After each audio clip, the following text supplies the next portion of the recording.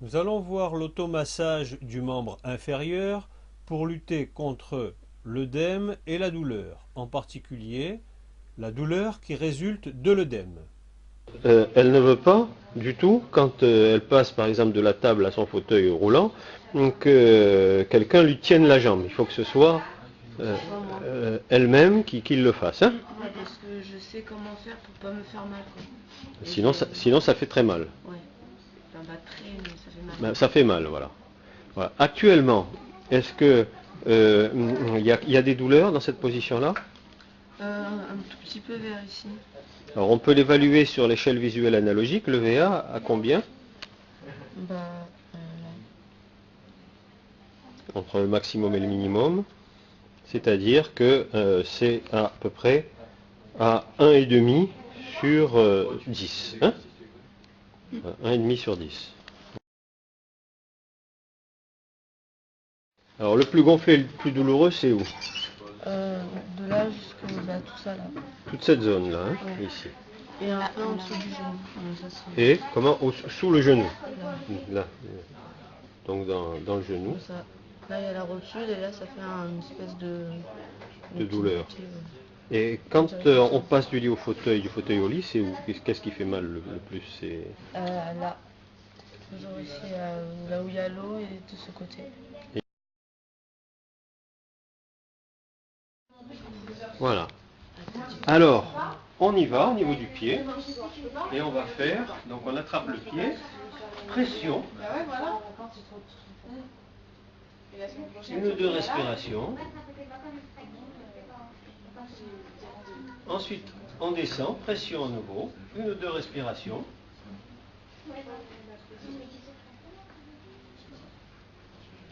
On descend encore, pression, une ou deux respirations. Avec la pression qui fait du bien. Ouais. Ni trop ni trop peu. On descend au talon. On prend bien le talon, pas trop comme ça, on prend bien par-dessous aussi. Et on appuie sous les malléoles avec les doigts. Il y a ici un os ici. Donc on appuie dessous. On appuie bien avec les doigts aussi sous les malléoles maintenant comme ça. Hein? Encore sous les malléoles un peu plus bas.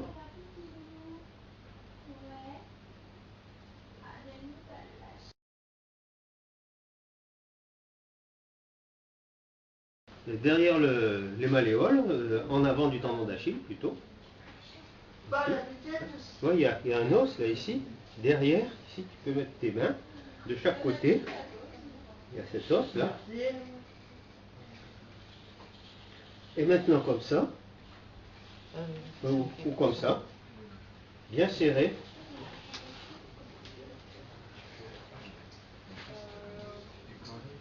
Ça va pas faire mal, ça fait pas mal. Non. Au contraire, ça fait du bien. Ouais. Et puis on remonte un petit peu, en essayant de tirer vers le genou, en quelque sorte.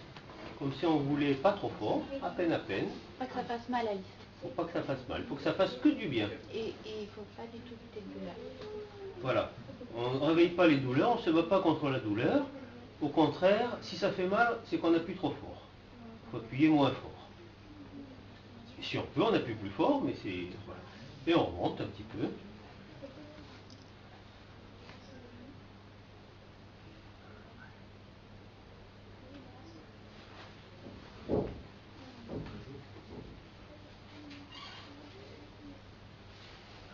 On reste deux respirations.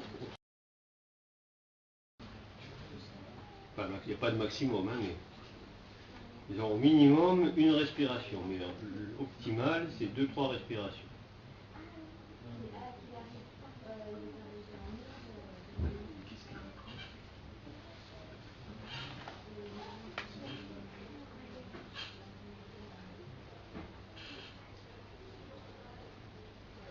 Bonne prise. On va arriver au niveau du genou. Et on est sous le genou,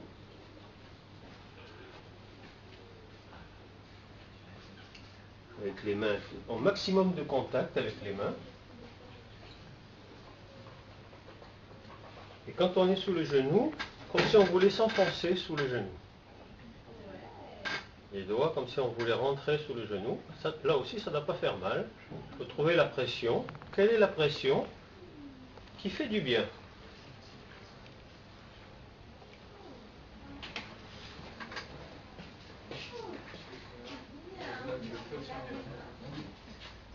Alors, c'est pas spectaculaire, parce que c'est long et que c'est toujours la même manœuvre. Et c'est efficace, par contre. Voilà. Tu remontes progressivement encore. Donc, bien que les doigts se touchent, là, par-dessous.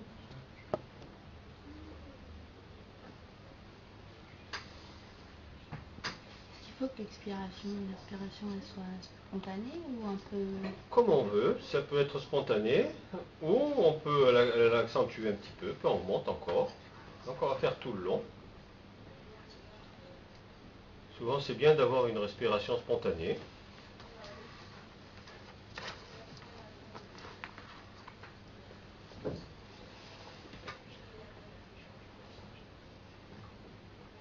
Si on ne se passait pas soi-même, on finirait par s'endormir quelquefois. Tellement c'est lent, régulier, monotone, mais c'est volontaire. Ça va, ça fait pas mal. Ça va? Ouais.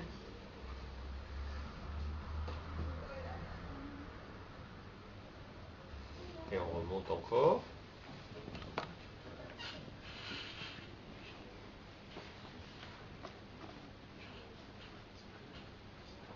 Le maximum de contact entre la main et le membre.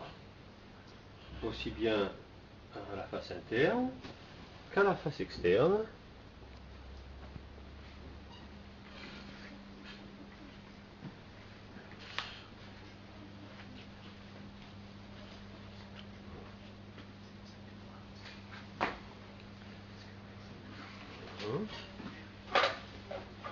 On remonte au maximum de ce qu'on peut remonter. Voilà.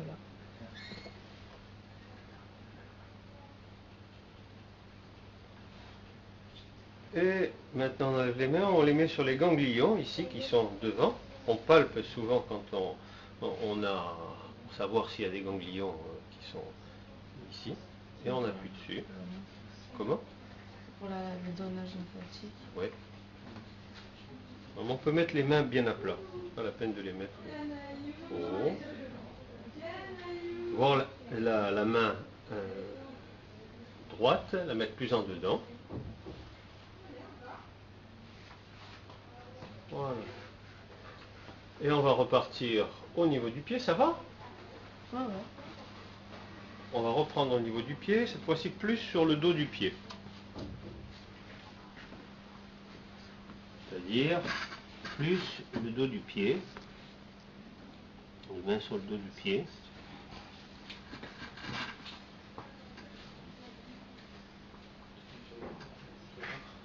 Bon, les orteils aussi, pourquoi pas, hein? On peut les prendre. Hein?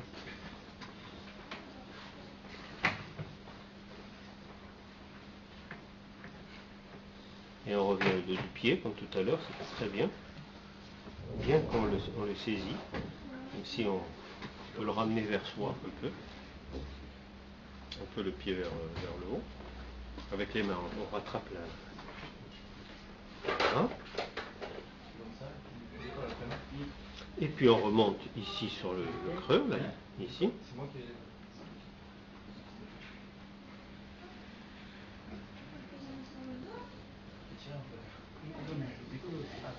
Et on remonte progressivement.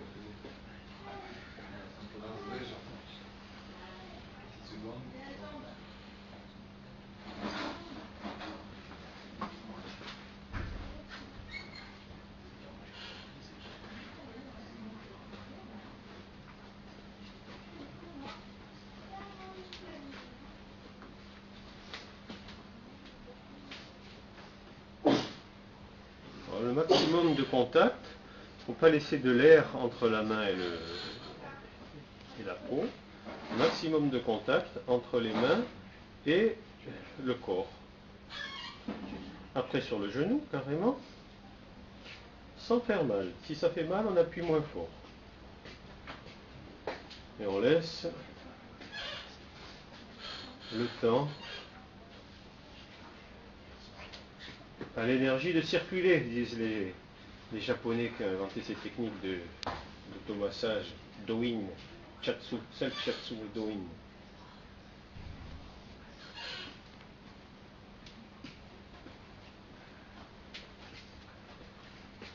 Alors ça s'explique à la fois par les techniques orientales et le raisonnement oriental, mais le shiatsu il s'explique aussi comme le massage, comme les techniques occidentales, par les nerfs, les ligaments, la biomécanique, etc.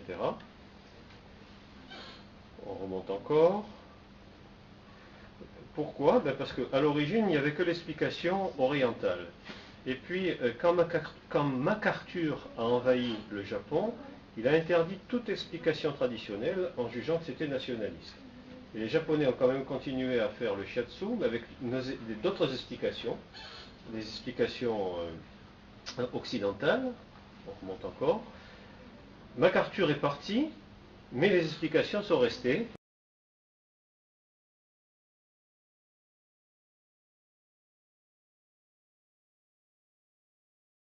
Ah, pardon.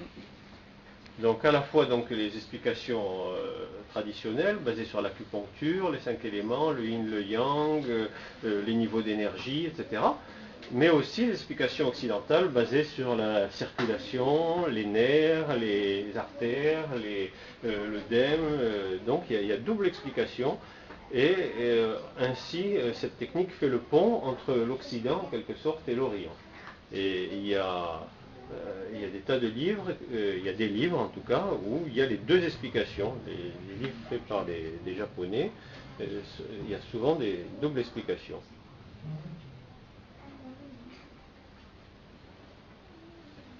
Et on repart, main interne, vraiment un peu en dedans, voilà, ici, et un peu plus haut. Voilà, ici, bien là. Très bien. Et on appuie bien dessous, et l'autre, on peut croiser, ou par-dessous, bien un maximum de contact avec les ganglions de l'aine. Et on se repose un peu le dos, on se relâche un moment avant de recommencer une autre fois. Est-ce que ça va mieux pour l'instant? Oui. Sans moins la douleur? Ouais. Alors, sur le VA, on pourrait la... Voilà, on va lui donner le VA, par là. On pourrait la mettre à combien, là, maintenant, la douleur? Bah, rien. Pas de douleur, pour l'instant. Hein? Et pourtant, on n'a fait que 2 passages. Hein? Donc, on peut le faire plusieurs fois, mais si on a obtenu en deux fois l'antalgie, rien n'empêche de s'arrêter là, et puis de refaire dans quelques heures, si la douleur revient. Donc, maintenant qu'on connaît le truc, hein, rien n'empêche de le refaire. Voilà comment elle fait son transfert jusqu'à la position debout. Voilà, et après, en ce moment, on prend les cannes. Ouais, je descends au kiné avec les béquilles. Avec les béquilles. Et le fauteuil a été arrêté. Oui, seulement pour manger. Seulement pour manger. Comment? Ou pour faire les longs trajets, peut-être, non? Hein, pour aller, par exemple, au bord de la mer. Hein? Ah, je descends pas. Je descends pas?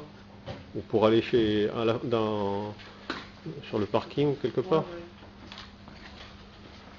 Voilà. Et l'appui, il est à combien, là? 20 kg maximum. 20 kg maximum. Et moi, je fais du 15,5.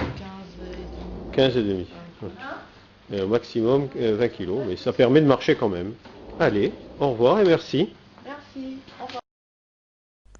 Grâce à cet apprentissage, cette adolescente de 14 ans va pouvoir utiliser cette nouvelle technique anti-œdème et antidouleur chaque fois qu'elle en a besoin. La nuit, le week-end, à tout moment. Cette technique peut s'appliquer dans toutes les pathologies du membre inférieur où il existe un œdème et des douleurs. Donc, son champ d'application est très vaste. Nous avons vu ici cette patiente qui avait les séquelles d'un sarcome du fémur qui avait été opéré, mais ça peut s'appliquer également dans les traumatismes, ça peut s'appliquer dans les affections orthopédiques du membre inférieur avec œdème et douleur.